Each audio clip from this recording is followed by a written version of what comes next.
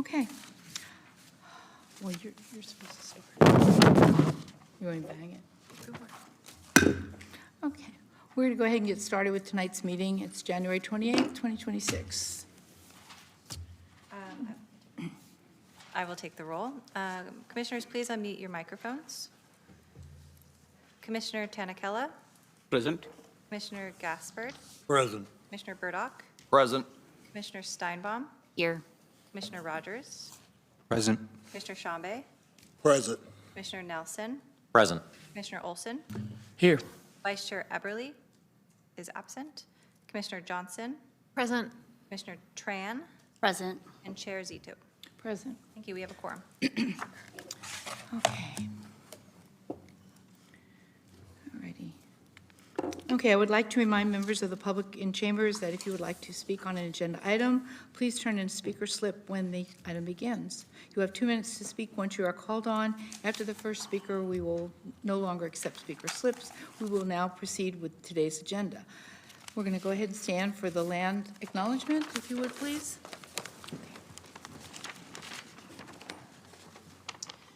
To the original people of this land, the Nisenan people, the Southern Maidu, the Valley and Plains Miwok, Patwin Winton peoples, and the people of the Wilton Rancheria, Sacramento's only federally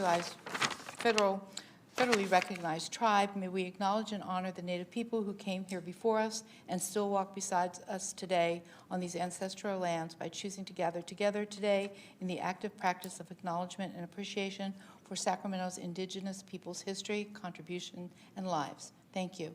Please remain standing for the Pledge of Allegiance. I pledge allegiance to the flag of the United States of America and to the republic for which it stands, one nation, under God, indivisible, with liberty and justice for all. Okay. Before we begin with the consent calendar, is there anybody I need to introduce today? Because I might get through this without messing it up one time. Okay, we're good. All right, our first order of business today is to approve the consent calendar. Clerk, do we have any members of the public who wish to speak on the consent calendar? I do not have any speaker slips for this item. Thank you. Okay, so do I have any commissioners? I move to approve the consent calendar. Second. That was quick. Okay. Let's call for a vote. We'll do a roll call.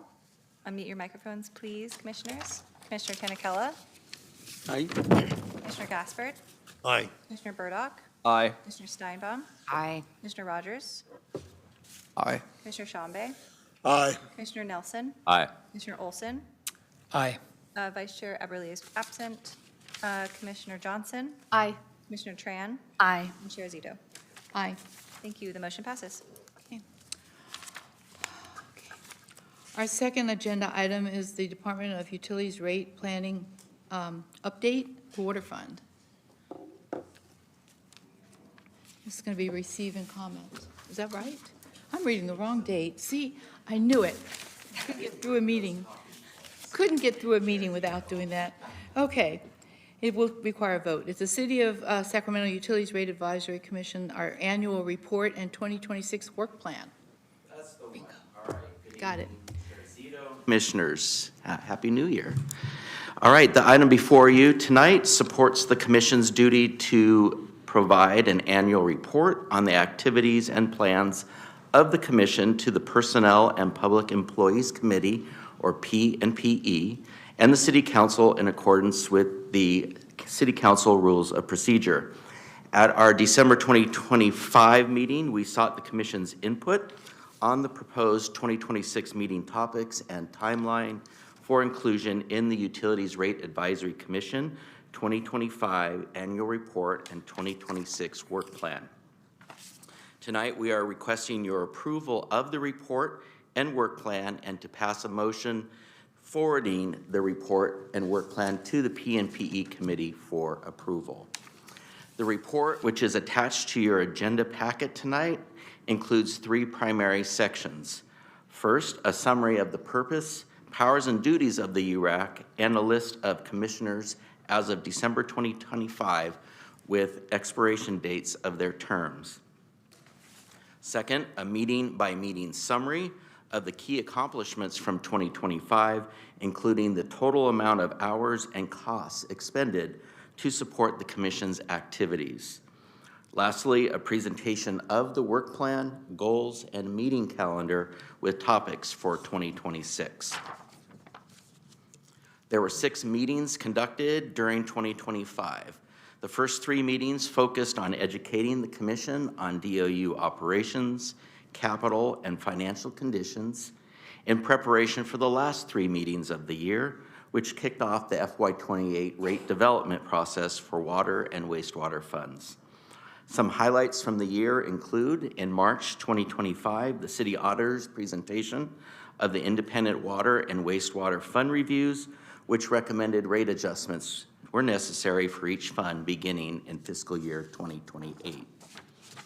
At the June 2025 meeting, staff provided 3 presentations. One, an overview of the Department of Utilities infrastructure, systems, staffing, and impact of increasing regulations. Second, an explanation of debt management services that are provided to DOU by the City Treasurer's Office.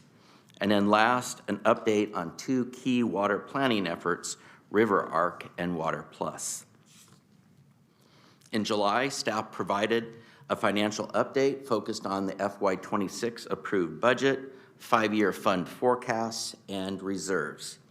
Additionally, our engineering team provided an overview of the deferred maintenance challenges affecting the water, wastewater, and storm drainage systems, and presented the Combined Sewer System CSS Long-Term Control Plan. At the August 2025 meeting, the City Attorney's Office provided an overview of the URAC roles and responsibilities, and DOU staff presented 3 topics to kick off the rate development process, including a timeline and overview of the water and wastewater rate study. Second, an overview of the water and wastewater rate needs prioritization process. And 3, a deeper dive into the department's designated reserve policy. Last, in our October and December meetings, updates on rate planning efforts for each fund were provided, which examined the progress made by DOU staff to identify the necessary financial investments needed to ensure continued continuity of operations and address the most critical operational, administrative, and capital needs over the 5-year rate cycle beginning in FY28. In total, the cost of the Commission's work in 2025 was approximately $95,000, which includes personnel costs for city staff time to prepare agenda materials, attend meetings, and complete post-meeting tasks. Additionally, costs associated with commissioner stipends and their processing by city staff. For 2026, we have 6 meetings planned, including the first one tonight. Our primary goal for this calendar year is to prepare the Commission for making responsible utility rate recommendations and communicating the needs and plans for the upcoming rate adjustment. Tonight, we will first review and approve the URAC 2025 Annual Report and 2026 Work Plan, which is this item. Elect a new chair and vice chair, which is required during the first meeting of the year, and review fiscal year 2025 year-end financial results, which includes a deferred maintenance update. Our next meeting will be in March, where we will discuss the strategic stakeholder and outreach communications associated with the water and wastewater rate process. In June, we will return to present the recommended financial plans and proposed rates for the water and wastewater funds beginning in FY28, and provide an overview of the Proposition 218 and AB 2257 objection process. In September 2026, Department of Public Works Recycling Solid Waste Division will return to provide an updated presentation, and DOU will provide a financial update, including the FY27 approved budget and FY26 year-end projections. And then last, in December 2026, we will conduct the Proposition 218 rate hearing on the proposed rate adjustments in each fund. Tonight, we are asking the Commission to pass a motion forwarding the 2025 annual report and 2026 work plan to the Personnel and Public Employees Committee for consideration and approval. And with that concludes my brief presentation, and I'm available for questions. Thank you.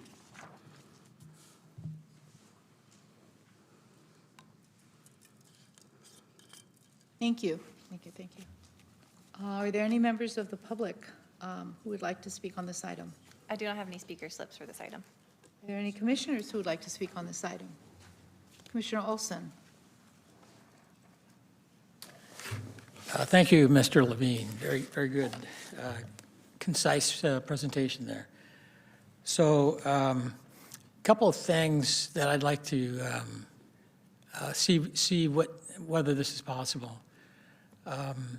As we've gone through some of the previous meetings, some of us have asked you to kind of itemize the higher priority expenses, whether it's an operating expense or capital investment. And what I picked up from that is that the Pioneer project, it looks like a serious thing that needs to happen right away. And that's like it's hard to tell what that improvement is that's needed. I know I heard you say it was a roof improvement, and then I also noticed on a site visit to Fairbairn that you got two kind of antiquated settlement facilities there that you want to refurbish. They're not in operation now, but you want to refurbish them, and I think that's kind of a high expense too. So a couple of things that I think would be helpful and over the course of this year is that for the higher priority items that are high expense, that the commissioners have the opportunity to visit those sites and actually see those. And I would recommend, I would not have to go back to Fairbairn, but it's pretty telling that you got this very large part of the property that's not in service, but could be, and it's an investment. I don't know whether it's a high priority at this point, but it's on your list, and it's expensive. And with the Pioneer facility, wastewater, I guess it's a conveyance spot or location. I'd like to know more about that, and I think actually seeing it will be helpful, if that's possible, to work that in the schedule over the next year. Yes, absolutely. I think we have a process by which we follow for commissioners to do site tours, and maybe it would be helpful for those to have a list of deferred maintenance projects that pertain to that facility, so you can maybe put some eyes on where the challenges are. I've not been on your tours, so I don't know if that's what you talk about, but at least with respect to some of the deferred maintenance challenges, I think that would be helpful. And the other thing I wanted to kind of raise here is I still have a concern about how much money is going to be devoted in the rate increase to comply with the ZEV mandate on vehicle upgrades. And that's something that I think is going to be hard to explain to the average citizen why a rate increase is going to go to vehicle upgrades. I know it's an unfunded mandate. That's the issue. And I'm kind of wondering, is there another process to explore other sources of money from the state of California to cover those costs? And I know they're there. I worked in that area. I know that they're there, big chunks of money. And the problem is that local governments do not compete well with the private sector in pursuing that. So it's going to take some kind of a different kind of process to go after that. So thank you very much for putting this together. We're looking forward to the whole year. Well, I'm up next, so I'll call on myself. Okay, I wanted to piggyback on what you said about the cost of the vehicles, because after our last meeting, I went home and thought about that too. That's a heck of a lot of money, and it is mandated by someone who's not paying for it. directly. I don't know if you can apply for a variance or an extension in the timeline of that to kind of delay some of those costs. It would just be something possible. I know that there are exemptions that could be applied for. A lot of it is a moving target. And so because it will come up in our rate cycle, that's why we are setting aside funds for those purposes. A lot of it is unknown with vehicles that aren't even available yet. Yeah. So, but I think Yvette might have more information. Good evening, Commissioners. Yvette Rincon, Assistant Director for the department. We are working closely with our fleet manager. So we have a fleet manager for the whole city, and she leads the efforts on compliance with the new regulations. There are some exceptions written in for, whether there's power that can be additional power that is needed at the site and whether SMUD's able to provide that power. So they are exploring that avenue at one of our sites that has most of our fleet. They did extend the deadline a bit for, most recently for the compliance. I think, off the top of my head, I can't remember. I think it's 2030 now for the full compliance. And so there has been some changes, and there probably will be ongoing changes as utilities recognize the difficulty in complying with this new regulation and the fact that a lot of these heavy-duty vehicles don't even exist in the market today. So we're in a pretty difficult spot, right, trying to plan for compliance with the regulation where the industry hasn't yet caught up, but we're doing our best to try to be responsible, meet with other agencies to see how they're trying to address these needs, continuing to follow legislation as changes are made to the regulation. So it's an ongoing kind of moving target for us right now. Thank you. Commissioner Nelson? Thank you, Madam Chair, and thank you, staff, for the presentation. For those of you who aren't aware, my day job is I work for the Association of California Water Agencies, which represents most of the public water utilities in the state, and the Advanced Clean Fleet ZEV mandate is something that we've worked on a lot in that time. One of my colleagues who works on this shared an anecdote with me today, which was that Ford announced they were going to stop building the Lightning, which is their electric F-150, and the news broke while the Air Resources Board was having a webinar on how to comply with this new law. And some members of who were participating in the webinar said, okay, well, the Lightning was kind of the vehicle we were counting on to replace most of our fleet with. What should we do? And CARB said, we'll just buy a Rivian.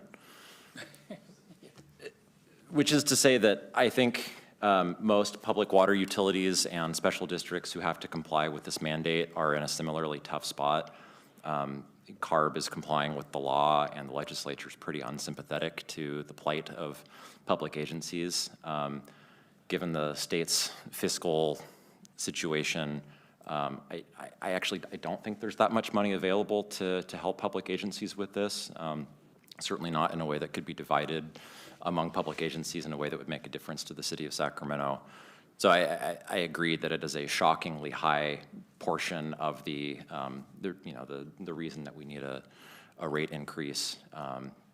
But I think it's sort of a Jesus take the wheel moment where we are just at the mercy of the legislature and CARB doing their job. So I feel for the city of Sacramento having to comply with what seems to be a very unreasonable mandate. But I'm skeptical that there's much that staff can do beyond what they've already done.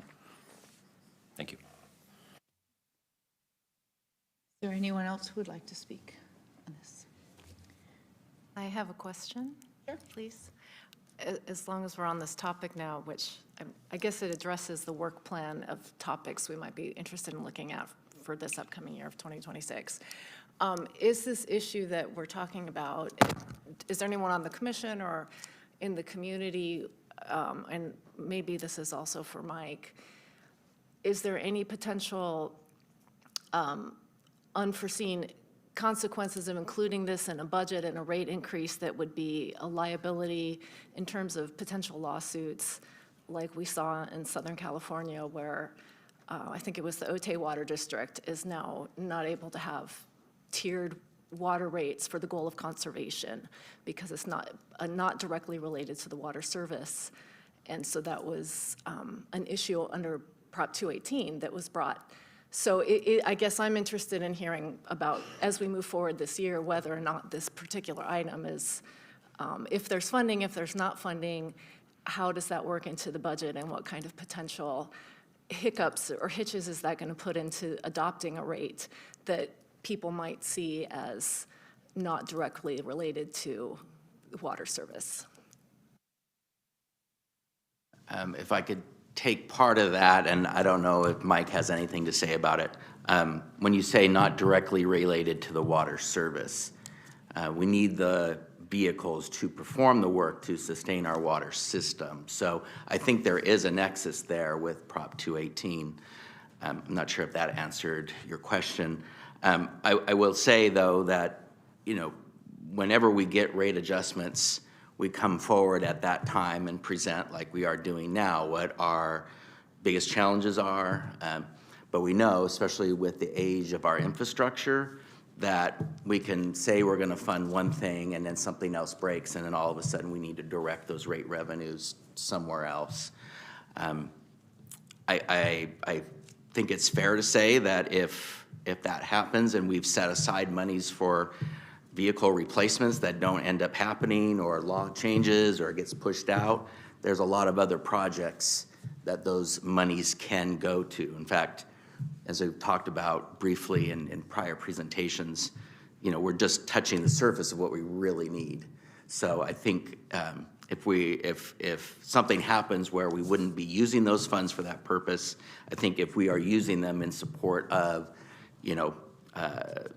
our keeping up our service and deferred maintenance and everything else, we would be still be in compliance with Prop 218. I'll chime in here.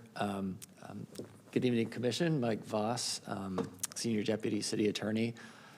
I get the question about whether something is legal under Prop 218 a lot, right? Because it touches every aspect of Department of Utilities operations. And there's no court case that answers the question for me every time. But courts have sort of set out the outside parameters of what's legal under Prop 218 and what isn't. And I think the general rule is that courts don't second guess the city's reasonable business operations decisions. So for example, there was a case where a water district had invested money in a pipeline and then pivoted to another, in another direction, right? And so this pipeline was not in use. There's a stranded asset, and the city was still paying debt service for this stranded asset, and that was challenged. And the court said, no, that was reasonably related to the purpose that the water district was authorized to do, and we're not going to second guess that decision, and they can continue to charge rates to pay the debt on that stranded asset, right? So that was a reasonable business decision. Other courts have said that you can't use ratepayer funds for like unreasonable perks or salaries, right? So the Department of Utilities couldn't go use limousines for its fleet. It needs to have reasonable operating decisions, right? And so I've sort of always couched this as a industry best practices. DOU should identify what the industry best practices are and then seek to follow those, and those are very unlikely to be overridden. I think conservation tier pricing is a very specific and hotly debated area that we're hopefully going to avoid in this rate hearing. But that's the sort of general framework. And so your question about very costly electric vehicles is something that my pointing to industry best practices probably is not helpful at all, right? Nothing's emerged yet. We're in such an uncertain state that it's hard to say what the best practice is when there's not even the technology to do that. And so I think it's unlikely that a court would second guess Department of Utilities' rational decision and a decision by this commission to prudently plan for the possibility that some sort of mandate may be imposed on the city. And I think that is going to be an exercise of discretion that staff is going to make and staff is going to present to you for your input. And so that's a pretty long answer to a short question, but that's the area we find ourselves in.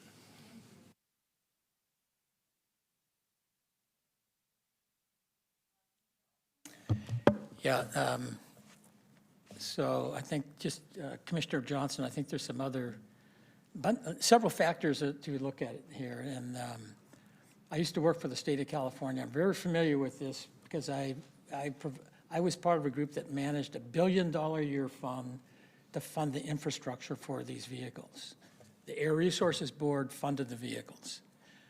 And, but it was, those regulations are dependent on getting US EPA waiver of the rules in California that are more stringent than the rest of the US. And they had that waiver under the Biden administration, but they do not have that waiver today. So the Advanced Clean Truck Rule, the Advanced Clean Fleet Rule, and the Advanced Clean Cars Rule are all subject to lots of turmoil. And that's why Commissioner Nelson made the comment, Ford's no longer making the Lightning because they, under that regulation, they were compelled to make those vehicles or they couldn't sell anything in California. And now that is really questionable now whether they're being compelled. And in fact, the interpretation of this is the private fleets don't have to comply. There's a channel where they don't have to comply. Yet the public fleets, it looks like there's more state government control over the public fleets. So when you look at where is the money, the incentive money going, and what's the history of that, it's going primarily to the private fleets. So, and because they just have more vehicles and they have bigger fleets like Pepsi and Walmart and Amazon, and those are the companies that are getting the bulk of the money. So the question is, why isn't that funding going to public fleets? And it has a lot to do with you don't compete well in the RFP process in submitting proposals. And that's what you have to do. Or what I was suggesting as a different process is negotiating a carve out so that you get the money to cover that unfunded mandate. That's above the city staff level to do that. That's really the elected officials that need to do that on your behalf. And that could be raised as it's something that it's going to be difficult for the staff to do, and we need help in getting that funding if we have to comply. And it's just like Mr. Voss's comment, it's still not certain that there's a compliance that has to happen because of the reasonable standard, which is, should you replace all these vehicles if they haven't come to their end of the useful life at this point, or 10, 20 years from now? But the goals say you have to do this by 2035 or 2040. And it's a reasonableness question. So it's just something to kind of consider and factor in. And so I'd be interested in see how you rate this as priority, whether this is a priority over other things.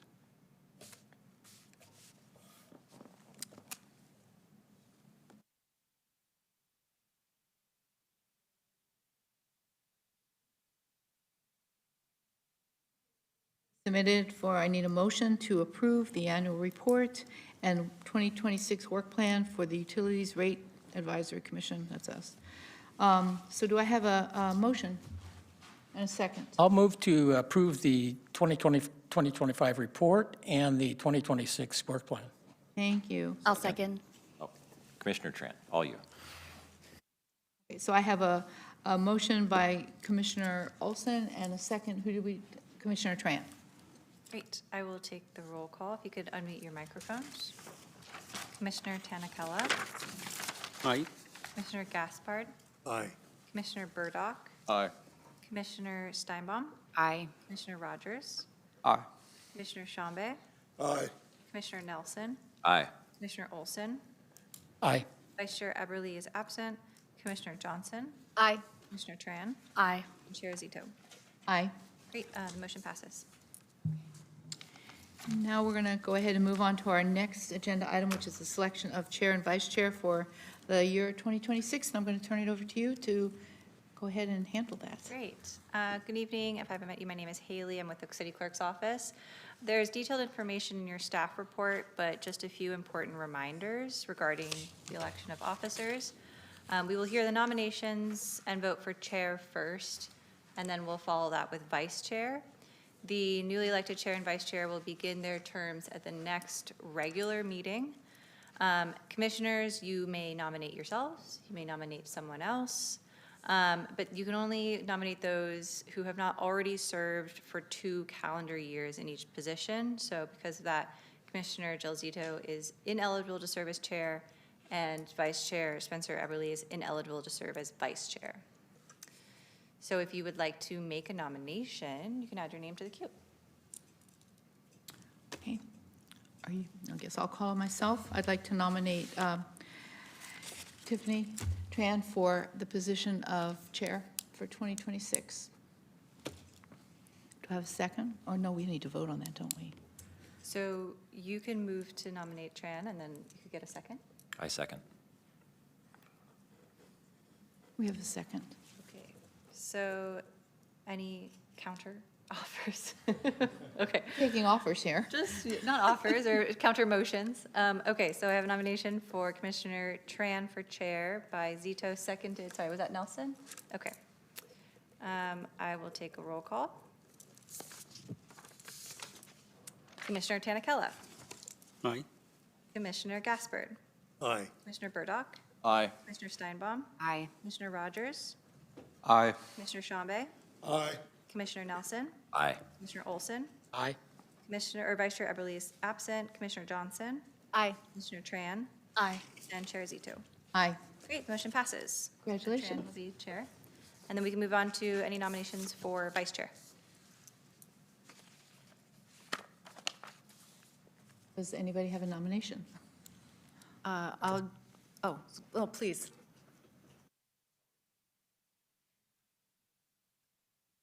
I was going to go ahead and nominate Commissioner Nelson. Second. Okay, so we have a nomination for Commissioner Nelson by Rogers, seconded by Tran. Okay, we'll take a vote. Commissioner Tanikella, Aye. Commissioner Gaspard, Aye. Commissioner Burdock, Aye. Commissioner Steinbaum, Aye. Commissioner Rogers, Aye. Commissioner Chambe, Aye. Commissioner Nelson, Abstain. Commissioner Olson. Aye. Vice Chair Eberly is absent. Commissioner Johnson, Aye. Commissioner Tran, Aye. and Chair Zito. Aye. The motion passes. Congratulations. That concludes. Oh, and for the record, we did not have any public comment for this item. Okay, we'll move on to our next agenda item, which is the deferred maintenance update for fiscal year 2024-25 year-end financial result. Do we have any members of the community? Oh, no, not yet. Hi. How are you? There we go. So good evening. I'm Kelly Sherfy, the Supervising Financial Analyst for DOU. Tonight's presentation, so I guess I should clarify really quickly. I'm going to start with the fiscal year-end presentation, and then Cheryl Hoon will join us and do the deferred maintenance. So if it's a little bit out of order on your item, that is why. So tonight's, my portion of the presentation provides a comprehensive review of fiscal year 25 year-end results for the Department of Utilities. The city is nearing completion of the fiscal year-end's close process and anticipates a final adoption of the annual comprehensive financial report by March. For context, within the broader budget cycle, we are currently in fiscal year 25, and we are planning for fiscal year 27. So this point of this presentation is to provide you with the background and the picture of how we ended fiscal year 25 and that financial performance.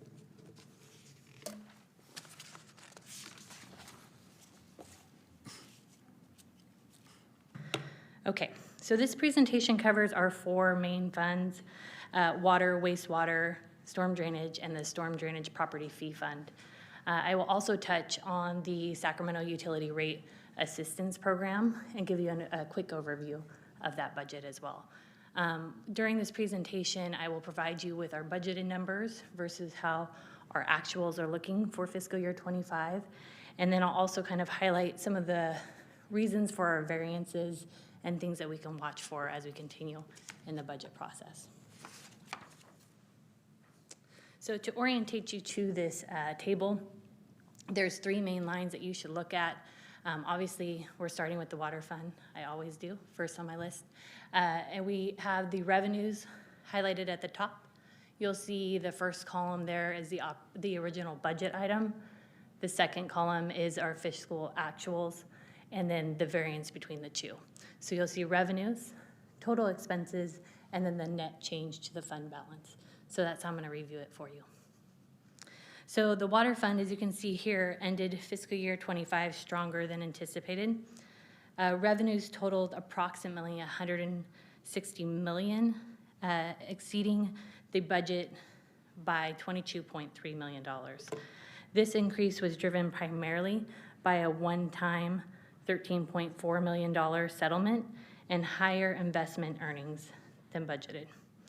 The $13.4 million Tykert settlement will be used to address future expenditures related to repairs in our water system infrastructure that were installed by Tykert and for improvements in our metering infrastructure. So the core rate revenue stayed near plan. So the upside here was primarily non-rate related. If you look at our operating expenses, they came in lower than budgeted at $122.8 million versus the $127.9 million. And this is mainly thanks to savings from 33 vacancies and a reduced services and supplies spending. Ultimately, the year-end net change for the fund balance was $16.2 million, which is a boost to our fund balance. So the key takeaways from this is, while the fund is finishing better than expected in fiscal year 25, much of this revenue was one-time gain. So for fiscal year 26 budget and future projections, we're assuming a normalization of income and continued pressure from rising costs associated with regulatory compliance, staffing, utilities, and inventory cost. So all of those are affecting our long-term outlook for this fund. So I will move to wastewater. Wastewater, same structure of the table there for you. The wastewater fund also outperformed expectations. Revenues reached $49.1 million, exceeding the $45.6 million budget by roughly $3.5 million. I'm going to slow down because that's a lot of numbers. I'm sorry, guys. This was driven by $1.7 million in higher utility service charges, and that's basically rate revenue, right? That's our name for it. And $1.36 million in interest income. And there was some delinquency charges that increased. That was a modest boost to this revenue. So I will note that DOU historically budgets conservatively for our rates and our interest. So this doesn't indicate to me that necessarily we're having a significant amount of additional rates or additional interest. It's more a reflection of our conservative budgeting on this. So as we plan forward, we're still going to have that same historical line for these revenue sources.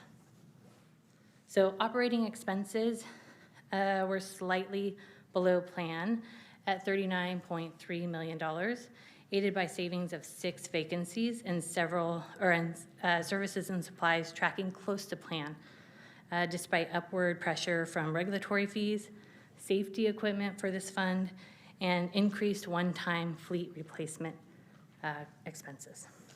So also here, the capital spending was higher than budget by $4 million. There was some mid-year changes that happened to it, so those are anticipated and included in there. Overall, the expenses increased by approximately $3 million. However, the year-end net change to the fund balance was a positive $1 million. So The long-term outlooks, though, for this fund continue to decline. Without a rate increase, it will continue to fall into a deficit.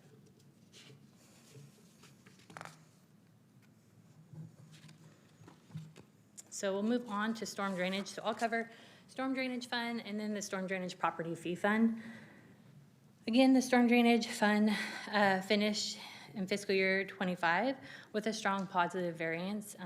All of our funds actually had a positive variance for this fiscal year. Revenues totaled $43.2 million, about $2 million above budget, driven by $1.1 million in higher utility service charges. Again, that's our rate revenue, and about $800,000 in interest earnings. Expenditures came in at $4.2 million below budget, largely due to 19 vacancies, lower citywide cost plan charges, and a modest savings in our supplies and service budget. The year-end net impact to the fund balance is $3.8 million. This surplus improves fund resiliency for the upcoming budget, but the key watch-outs for this item include interest income normalization, fluctuations in our vacancies could impact this fund, and inflationary pressures on insurance fees, or insurance prices, fleet, utilities, and our services.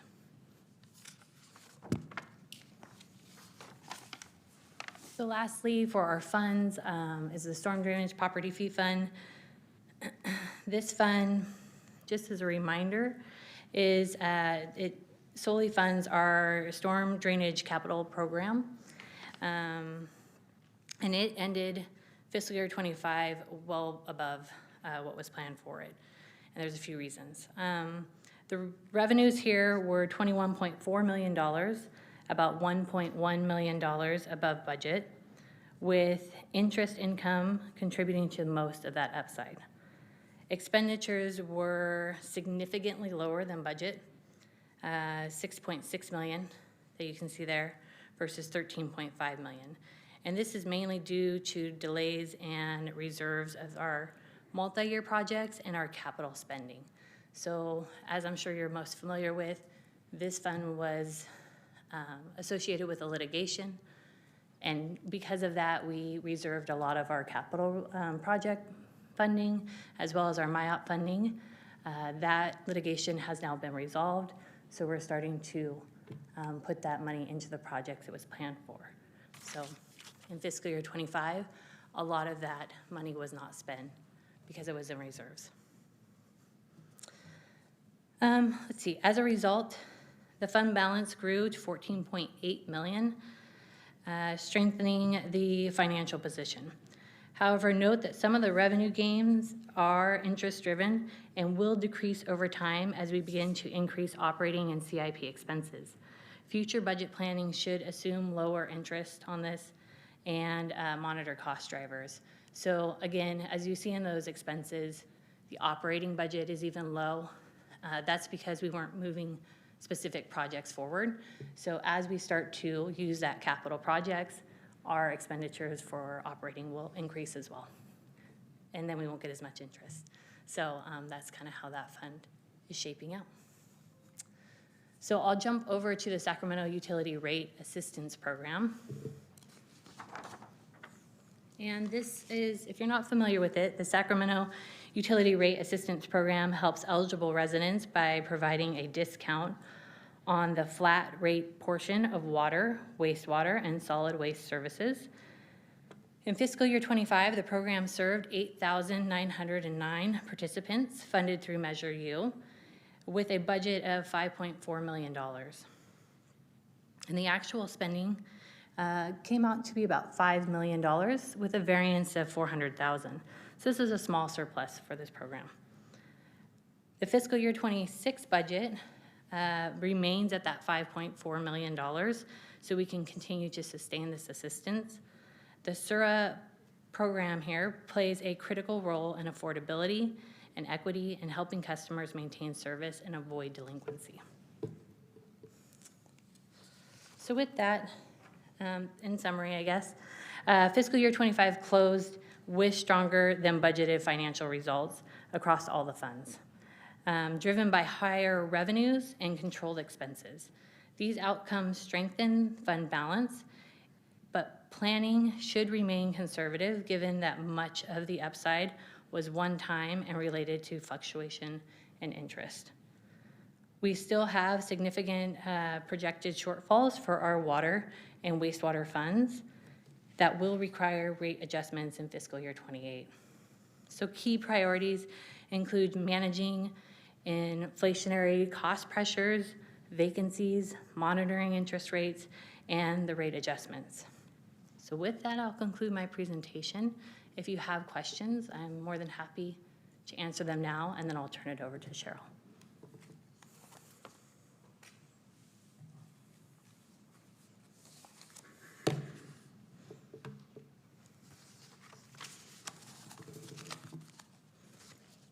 You're gonna ask questions.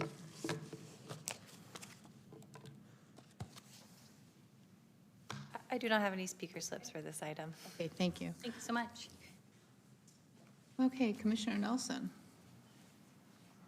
Yeah, thank you, Madam Chair, and thank you, staff, for the great presentation. I noted that a lot of the surplus in the funds that you rattled through were due to open positions.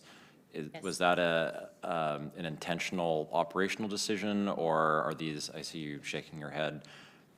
I asked because I went on one of the tours and had a conversation with one of your staff about the difficulty of hiring and retaining staff because, you know, people demand excellent service from public servants but aren't willing to pay them for that that level of service often. So there's a divide there where we can't afford to keep those talented people. And I know that surrounding public agencies snipe people who want to be paid well and the private sector. So I was just wondering if you could speak a little bit to why there are so many open positions. One, they were not planned vacancies. They were positions that we didn't move forward. We weren't able to fill. So that was sort of a snapshot of where we were towards the end of the year. So those vacancies do fluctuate throughout the year. So I provided the Q3, Q4 vacancy amounts, but throughout the year we do have vacancies coming and going. So it is mainly due to either the inability to hire some of our positions or just the natural flow of retirements, people moving on, and then people coming on board. And if I could ask a follow-up, do you think that that situation will be improved with a rate increase? Will you have more capacity to hire and retain, or is this just the sort of state of the market where it's just tough to fill those positions? I think that the rate increase will not allow us to adjust those salaries. I think that's something that's more done at a citywide level.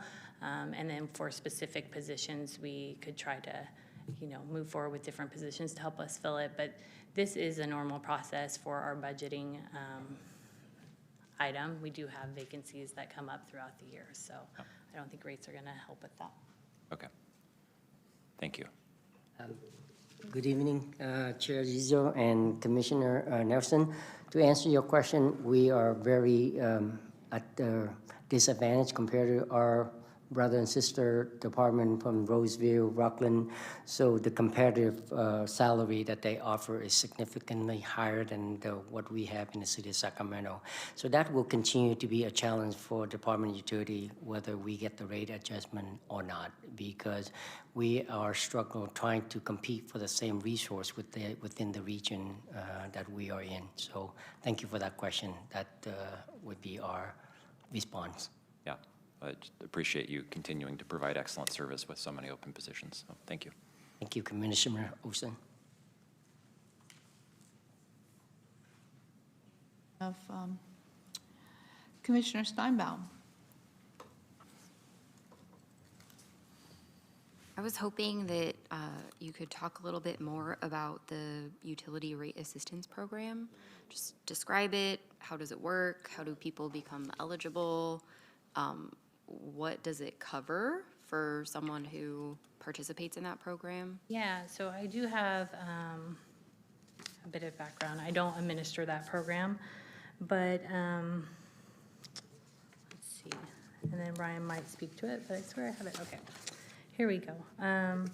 This program, I know that it's done through, the eligibility is tied to the participation in SMUD's Energy Assistant Program rate, and which requires household incomes at or below 200% of federal poverty level. So applicants must provide proof that they're in that EAPR program and their enrollment and their income documentation. So I mentioned that we have a budget of 5.4 million. We are very conscious and monitor that budget because we do not use that.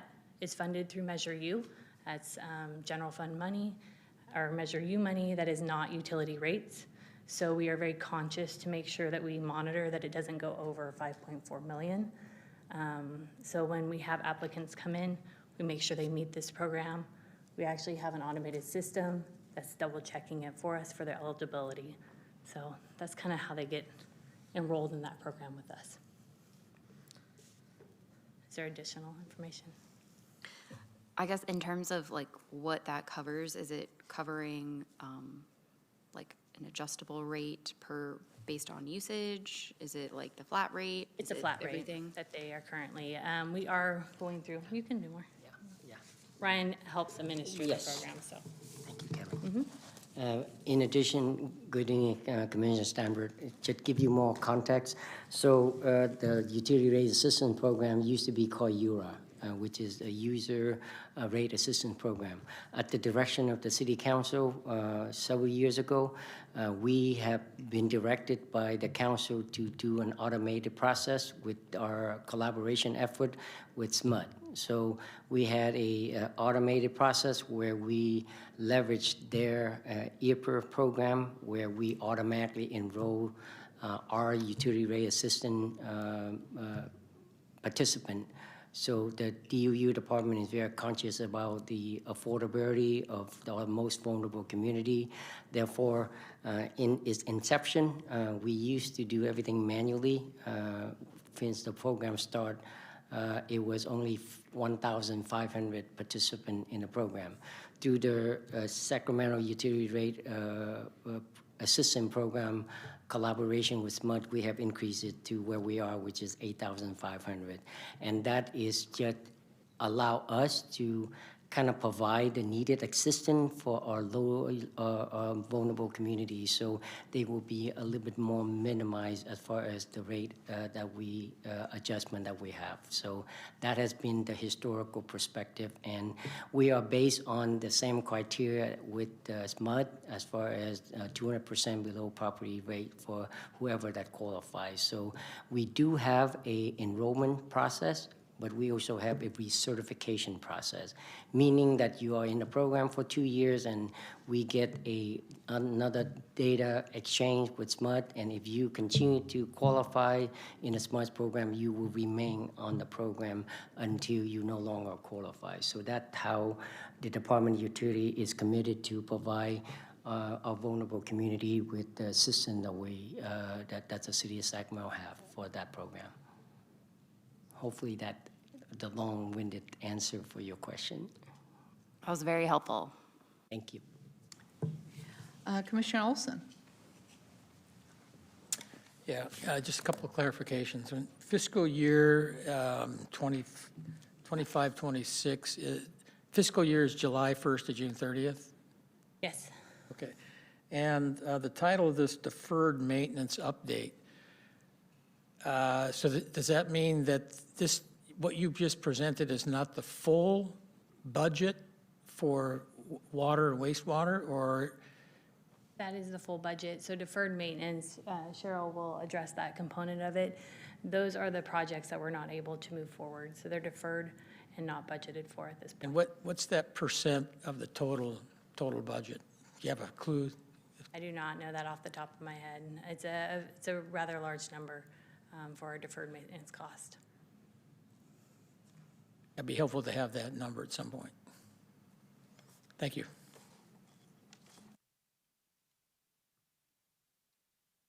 We have no other speakers, but thank you. Thank you so much. Now we move to deferred maintenance. I have some more numbers for you, Commissioner Wilson. So we'll see if this presentation answers your questions. So good evening, Chair Zito and incoming Chair Tran and Commissioners. I am Cheryl Hune. I am DOU's Engineering and Water Resources Division Manager. And tonight I'm going to talk a little bit about deferred maintenance and the progress that we've made in fiscal year 2025. And I also have with me my 3 supervising engineers that manage each fund, so they'll be able to help answer any detailed questions you have. So since April 2023, the Department of Utilities has provided the URAC with information on our deferred maintenance, which highlights the funding needed to complete necessary infrastructure replacement and investment for our water, storm drainage, and wastewater systems. Tonight, we will provide you with a brief overview of deferred maintenance, or as we like to call it, deferred asset investment, and the progress that we made in the last fiscal year, or fiscal year 2025. So I'll start by defining deferred maintenance or deferred asset investment as it is used in this presentation. Deferred maintenance is a term we use to describe the postponement of necessary infrastructure repairs and replacements. This term also includes new infrastructure that has been delayed, preventing us from addressing capacity deficiencies, changing industry standards, and new regulatory requirements. The presentation does not include the Operation and Maintenance Division's preventative maintenance backlog for these same systems. So as we've been discussing during our rate development presentations in the last calendar year, this issue is important to discuss because unfortunately the city's water, drainage, and wastewater systems have a great deal of deferred asset investment that continues to build over time. Deferred asset investment grows each time the department is unable to fully fund planned or required replacements, repairs, and improvements. These unfunded projects become a deferred investment that must be addressed by future budgets. These systems are pushed beyond their recommended life expectancies in many cases, and antiquated equipment remains in use, which causes multiple issues. So the most obvious issue are the catastrophic failures caused by deferred investment. These failures lead to costly, unplanned emergency repairs and interruptions in service, and these emergency repairs typically result in a higher construction costs, which erodes our limited capital improvement budgets. So we wanted to provide an example of this situation. So our example is a failure of the Beach Lake Dike in November of 2023. It's in the south area of the city. The gap in the dike needed to be repaired to preserve flood storage and protect regional properties and the environment from high water levels associated with large storm events. A contractor was able to get the repair done by January of 2024, but we paid a premium for working long days and weekends to meet that timeline. The next important category is our levels of service. So system failures and aging infrastructure also challenge DOU's ability to meet our levels of service to our residents and our visitors of our city. DOU strives to provide the highest level of service possible, so addressing this issue is critical to our mission. So an example of this is our combined sewer system Sump 107 rehabilitation project, which is needed to improve the reliability and performance of the wastewater collection system serving Old Sacramento during wet weather events. So Sump 107 is located in the basement of an office building where sewer spills can occur during rain events. Limited vehicle and personnel access significantly hinders routine maintenance and timely response to alarms. So rehabilitation is necessary to improve access, reduce sewer spills, and prevent outflows and flooding in the Old Sacramento area.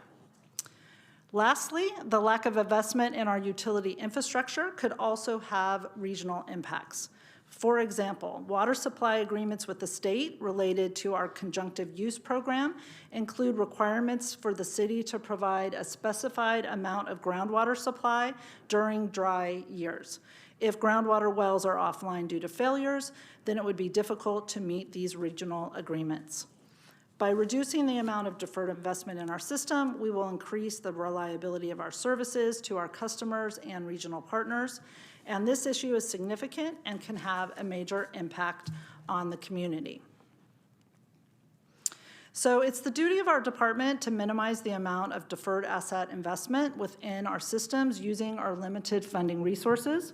And I will highlight the progress the department has made over the last fiscal year, or the 2025 fiscal year. Starting with our water system, which provides water to over 150,000 customer accounts, consists of 1,600 miles of water mains or pipelines, 2 drinking water treatment plants, 12 reservoirs or water storage tanks, and 22 permitted groundwater wells. Our 2 drinking water treatment plants are capable of a combined daily production of 260 million gallons per day. This system provides drinking water to the entire city, as well as support to other communities with their water needs through water transfer sales, and to the region by coordinating conjunctive use efforts.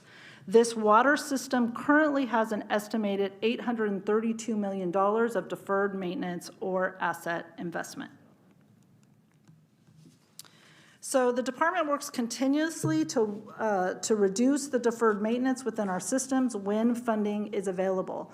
As a part of your report for tonight's item, we have a full list of all of the projects that received funding in fiscal year 25, but I'm going to highlight a few of the biggest ones for each of the systems. And Jordan also has hard copies for you if you didn't download those from your report, so just let him know if you'd like a hard copy of that table. So during the 2025 fiscal year, the department was able to expend $10.7 million toward the water system's deferred maintenance projects. Some examples of these expenditures include almost $2 million that was spent on the Freeport Reservoir Pump Replacement Improvement Project. These costs were for construction of the project and include a replacement pump, electrical equipment, and fiber optic infrastructure. The next project is $1.5 million that was spent on the Med Center Reservoir Rehab Project, which included design of the project, bidding and awarding a construction contract, and beginning the construction of the project. Deferred maintenance item in this project include replacing an existing catwalk and ladders on the interior of the reservoir to meet current code requirements and correct unsafe work environments, and applying protective coatings to the exterior and interior of the reservoir to protect structural integrity. A few more projects are the $1.1 million that was spent on SCADA and PLC replacements at various critical infrastructure water facilities across multiple sites. So these sites include the Capitol Gateway Reservoir, the City College Reservoir, regional water turnouts for the airport and Cal-Am Water, communication equipment at the regional Burcutt Communication Tower, and items at both water treatment plants.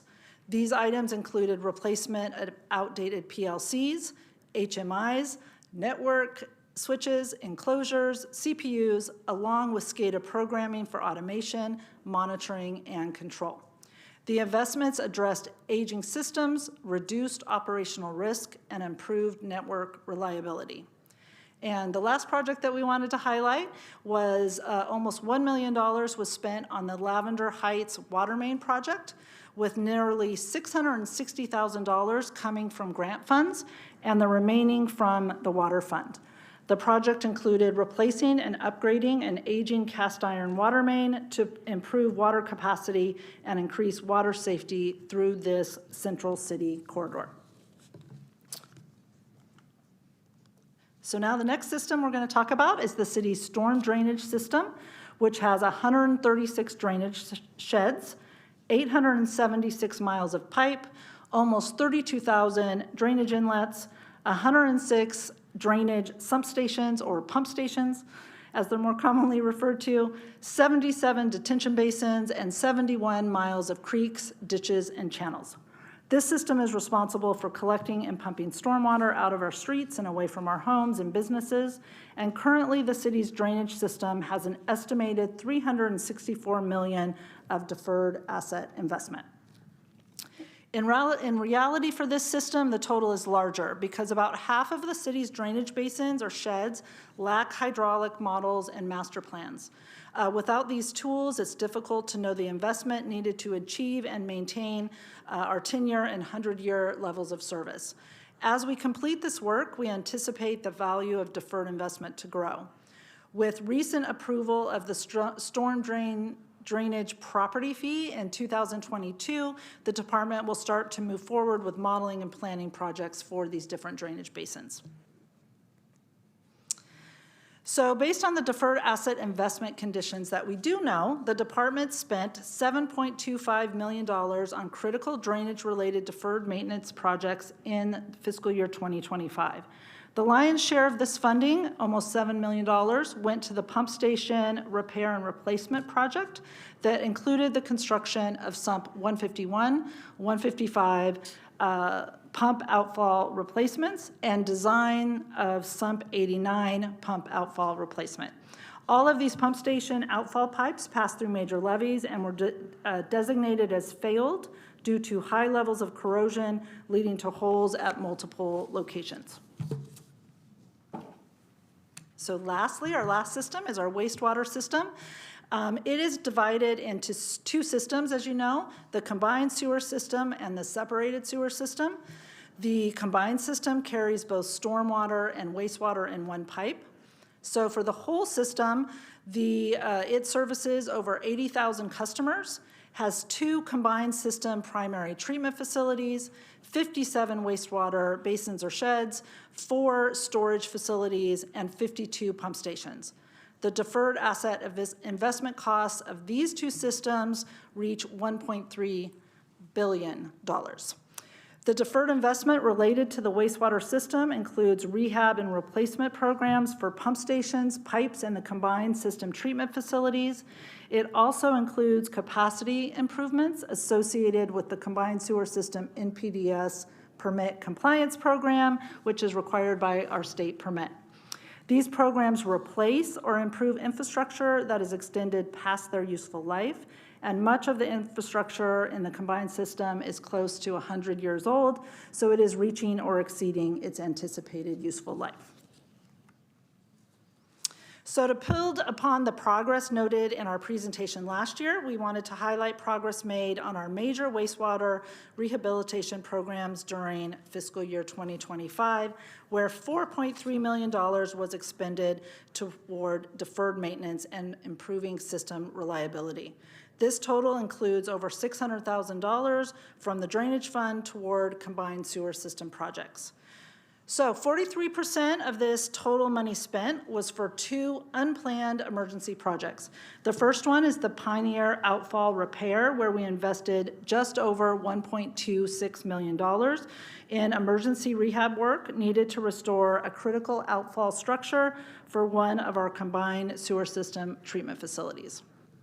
The second emergency project is the 5th Street sinkhole, where more than $600,000 went toward emergency repairs to address a failure in the combined sewer collection system. In addition to the emergency projects, we continued advancing key planned rehab and existing system capacity improvements.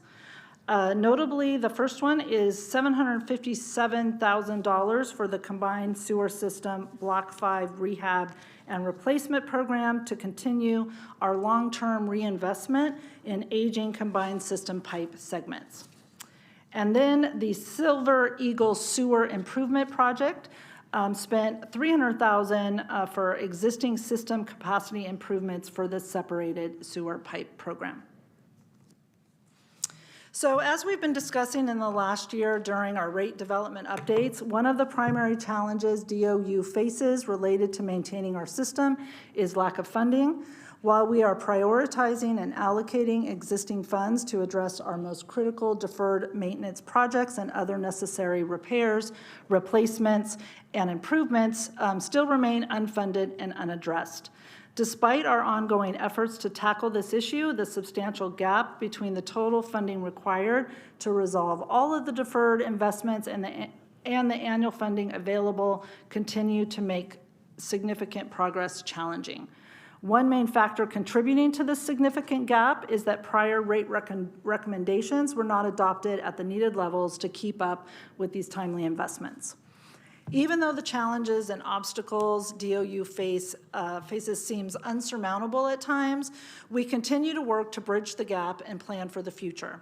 So DOU conducts planning efforts such as our 30-year capital improvement program planning and asset management program, which helps the department identify funding priorities and focuses spending on improvements that address the most critical health and safety needs. These planning efforts also inform the department's rate adjustment and other financing recommendations to ensure the city collect adequate funding in the future to help complete the improvement projects needed in a timely manner.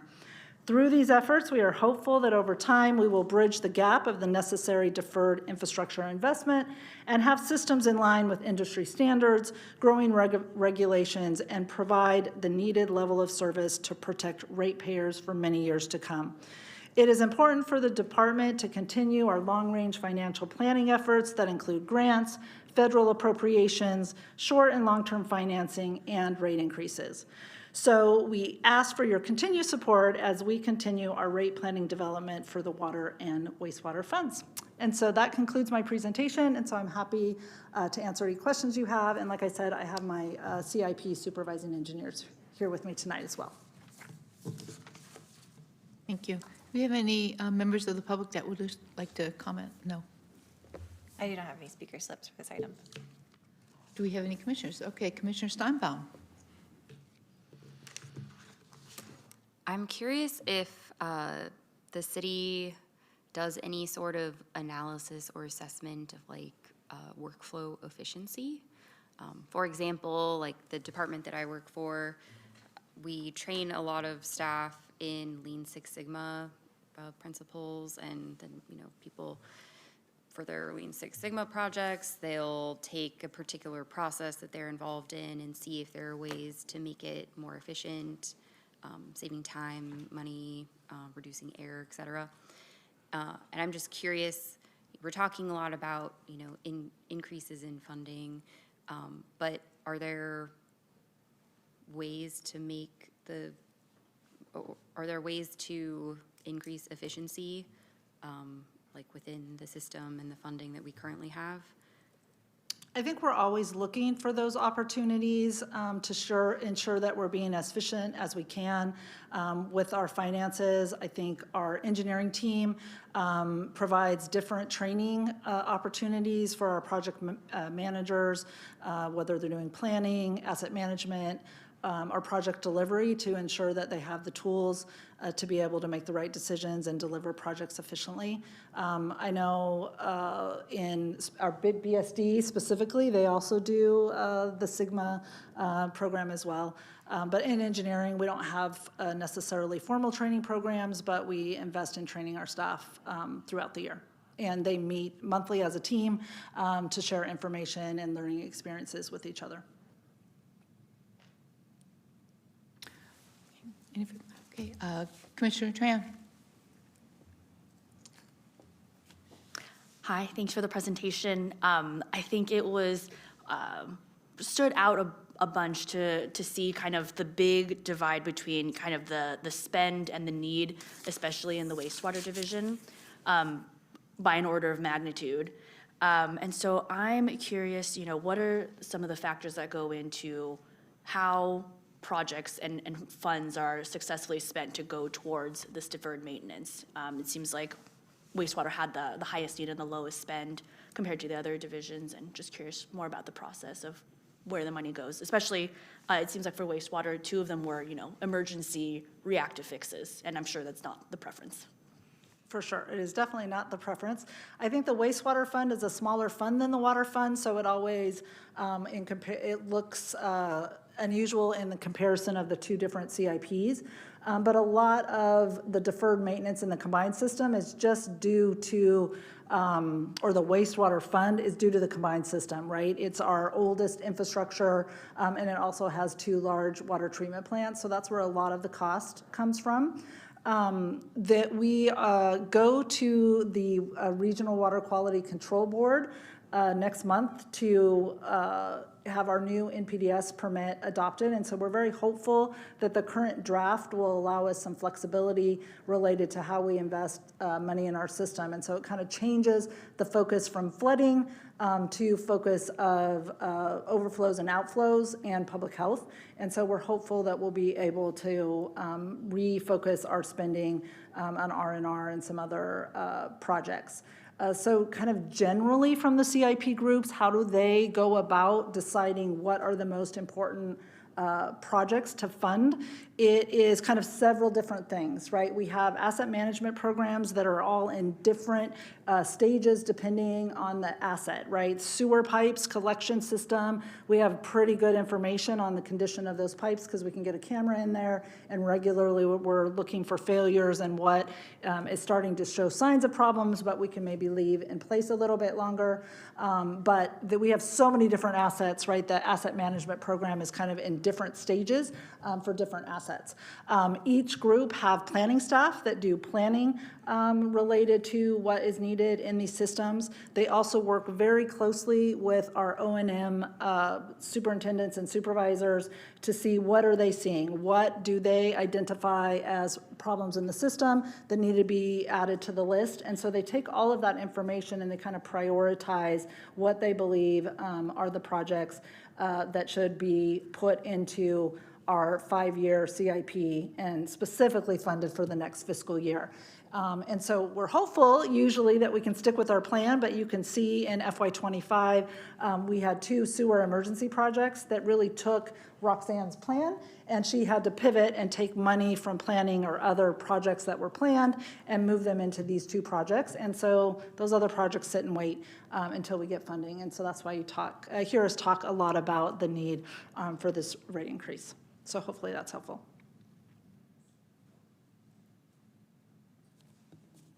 Anything else? Commissioner Nelson. Thank you. I continue to be terrified of those big deferred maintenance numbers compared with the amount of money that you all have available to spend on that. As we're talking about this rate increase, which is desperately needed, it still does not rise to that level of funding need.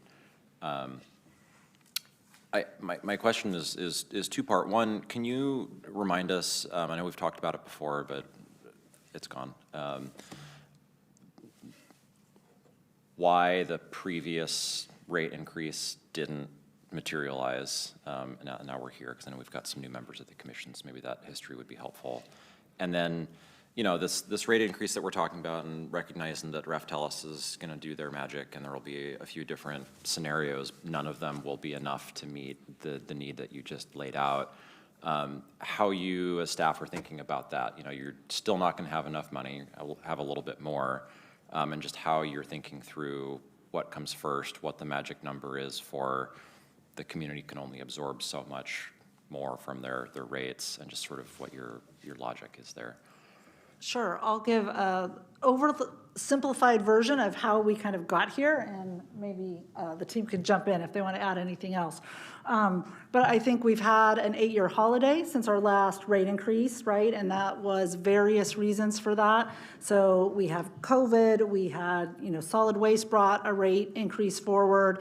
So there were different reasons on why there was such a long delay from the last rate increase. I think historically, right, you've heard me talk about being around for 30 years.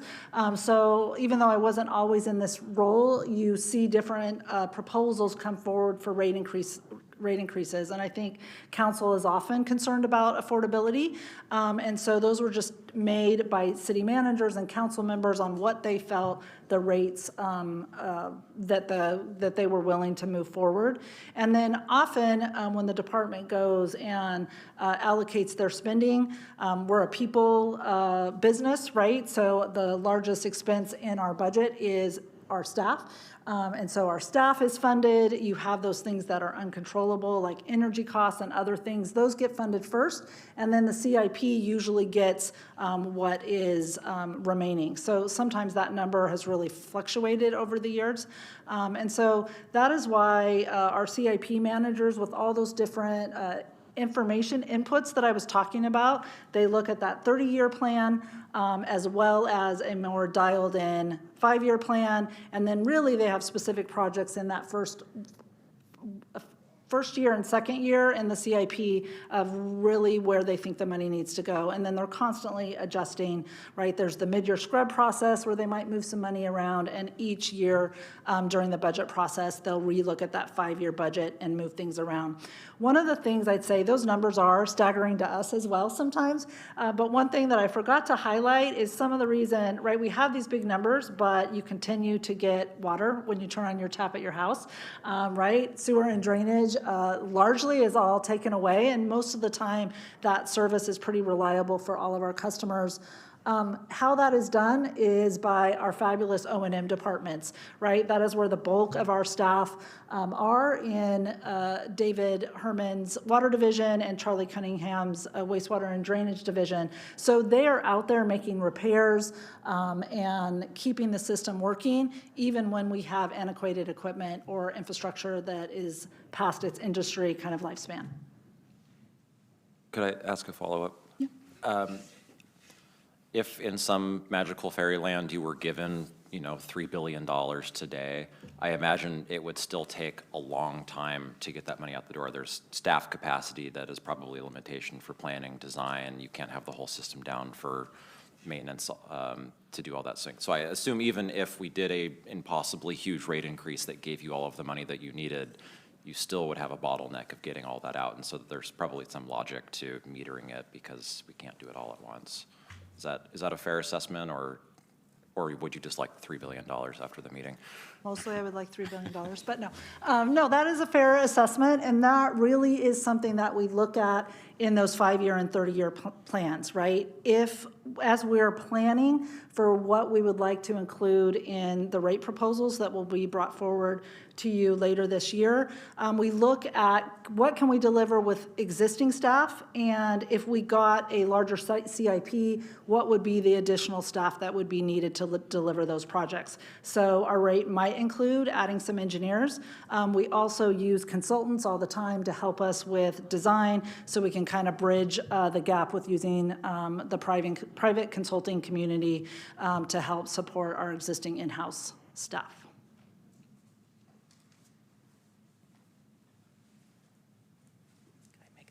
Of course you can. Okay.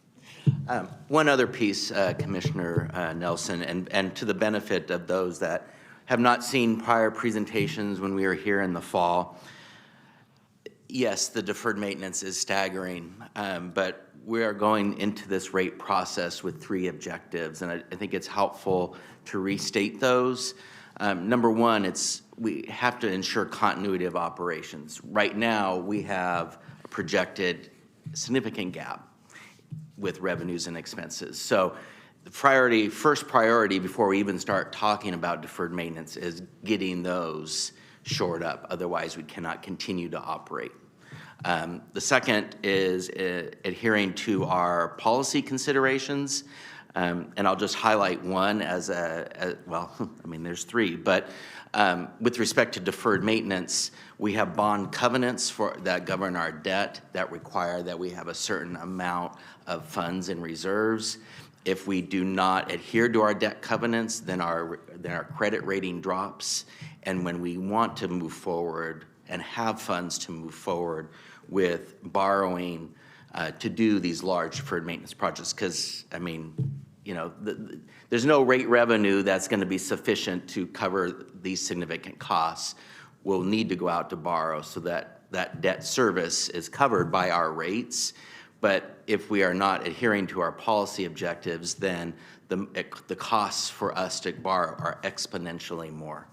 And so that's priority number 2 before we even get to deferred maintenance and the other high priority needs. And it's really difficult, and the numbers are staggering even before we get to that. So it is a tough decision, and a lot of what Cheryl said is correct. It's, you know, you turn on your tap, you flush your toilet, and everything works, and it's hard to really understand why everything is so expensive. Commissioner Nelson, also, I want to assure you that it was dubbed as the 8 years rate holiday. That was not us taking a holiday. I want to assure you that we have a rate adjustment that we need in 1996.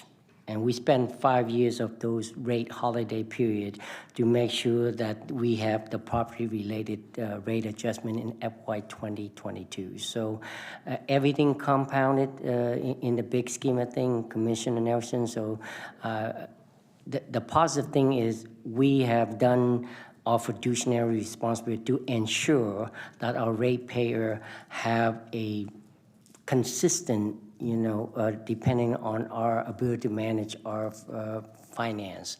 And that also, the rate holiday is also detriment to our maintenance, but it also provides some relief, like rate increase for the water and wastewater adjustment. And we are pretty much restricted by, the California law is we only do rate adjustment for 5 years, and we cannot exceed that. So those are the things that bits here, bits there is adding to those things, and that doesn't seem to be fair at this point, but that's what happened in the past. So I just want to make sure that I acknowledge your question, because that was a very good question for us that we constantly struggle in our Department of Utility. So thank you. Commissioner Rogers? I appreciate the thorough explanation from all you folks about everything. So that answered a vast majority of one of my questions. I guess to start, just a basic question is, are all these anticipated costs for the deferred maintenance a conservative estimate, or are you guys kind of shooting for the stars to have some padding in the budget? Number one. And then, let's see. No, they touched on that. Oh, were these issues unknown 8 years ago? Has this maintenance just popped up because the alarm has been sounded regarding what's going on? Because you mentioned there's been emergency maintenance, which is, in my line of work, that can cost hundreds of millions of dollars. It's catastrophic. And I'm assuming you guys are usually ahead of the curve. You all seem pretty smart and are always on your game. So I figure if these things probably weren't known about 8 years ago, but I'm just curious if they were. I would say most of the items are things that the department has known about, right? At some level, we have a lot of different assets, so they're looking at the age and condition of different assets as they're pulling these numbers together. So in 2022, the city, I think it came from a request from a council member, asked the departments to put together this deferred maintenance numbers. And so a memo was brought forward with costs from Public Works, from the Parks Department or YPSI, and for DOU. So our CIP managers went in and looked at facilities, pump stations, pipelines, all the different details, and made estimates related to that. So I would say from that perspective, it was the best knowledge that they had at the time with the cost that they had at the time. For those of you that work in this industry, things are always changing, right? And so with COVID, we saw prices really spike, and so we anticipate that oftentimes these projects that we, were estimating costs in 2022 probably cost more today. Also, we are gathering information through our asset management program or through planning or our O&M staff on different assets that maybe we didn't take into account that might change these numbers a little bit. But our plan is, we haven't done a comprehensive update on the numbers since 2022, but every year, we are making progress at replacing things. And so we have a plan that every so often to kind of update those numbers and kind of true them up, and kind of make sure that they're the best numbers that they can be for, you know, some general estimation.